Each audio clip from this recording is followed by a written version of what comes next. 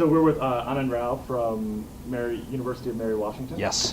And I wanted to start off by asking, what do you, could you speculate a little bit about the impact of digital media on visual culture? Mm-hmm. Sure. When I think about some of the changes that have occurred within visual culture and the way that digital media has impacted that, I probably draw most closely from personal experiences, maybe outside of academia more than anything.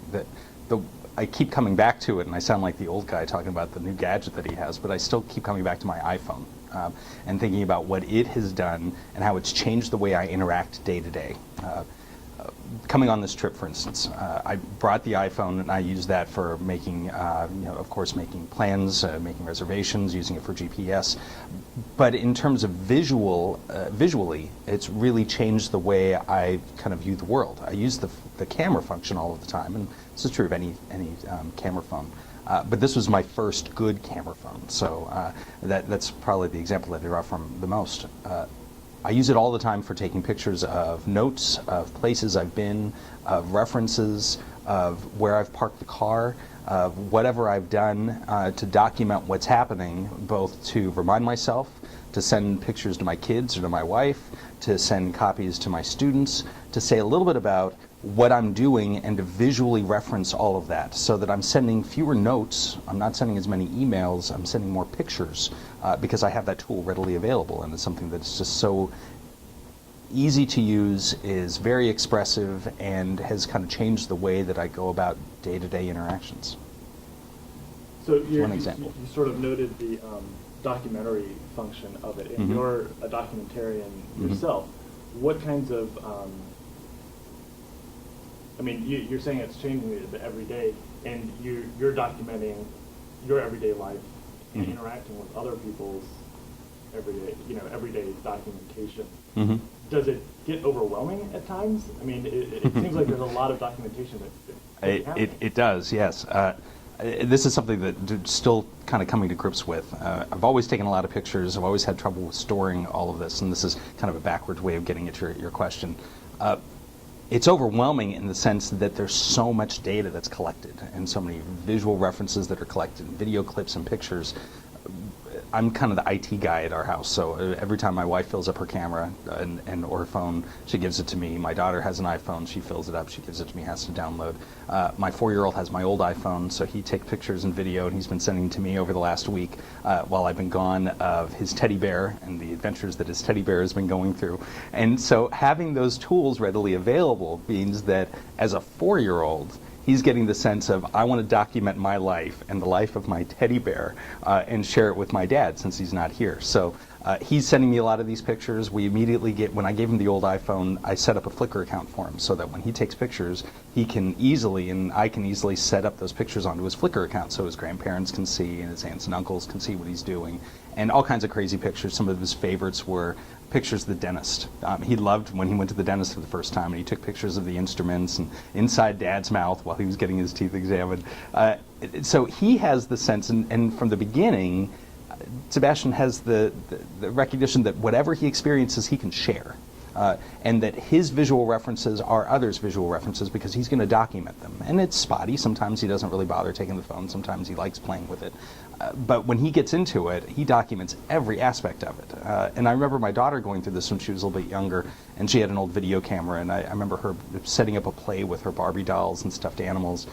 And it was interesting to see the way that, because the access point was so low, it was so easy for them to access the use of the technology and to be able to manipulate it, that they were working visually in ways that they might have otherwise drawn a picture with crayons or something. They're using the video in a way that I certainly never had an opportunity to do when I was a kid, or that most of my students didn't have an opportunity to do when they were kids as well. One of the things you noted was that there's so much of it now. Yes. Yeah. And it's interesting that you've got a 4-year-old now playing with an iPhone and doing the everyday documentation. There's so much data out there now. I mean, it's a strain on our ability to attend to it all. There's an attention issue. I wonder, one of the criticisms of our digitally mediated culture is that the attention span is ever shrinking. Do you agree with that criticism? I mean, do you feel pulled, and do you see it? I mean, are your kids more savvy at negotiating the attentional streams, or I wonder if there's. That's a good question, because it does pull in different directions at the same time. I find it overwhelming that I'm no longer considering storage in, I remember when it was megabytes, and then it was gigabytes, and now terabytes. You know, I'm getting ready to fill up my 2 terabyte hard drive backup with the pictures and video that we've taken. I don't delete a lot of them. I prefer to save almost everything, and then going back over them, a lot of it later. Does it change the attention span? There is that other twist, as you note, that the criticism, of course, is the younger generations are developing shorter attention spans. They aren't able to pay attention as long for dealing with certain materials.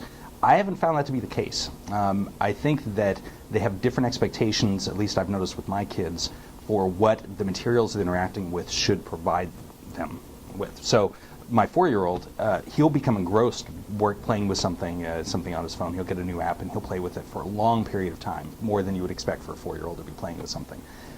But that's in part because those apps or those digital books give him a lot more to mine. He can play around with it in lots of different ways. He can play with it and do interesting things. It interacts. He loves sitting and looking at books as well, though, so he'll sit and just look at a regular traditional book, a hardcover book, and look at that for a long period of time.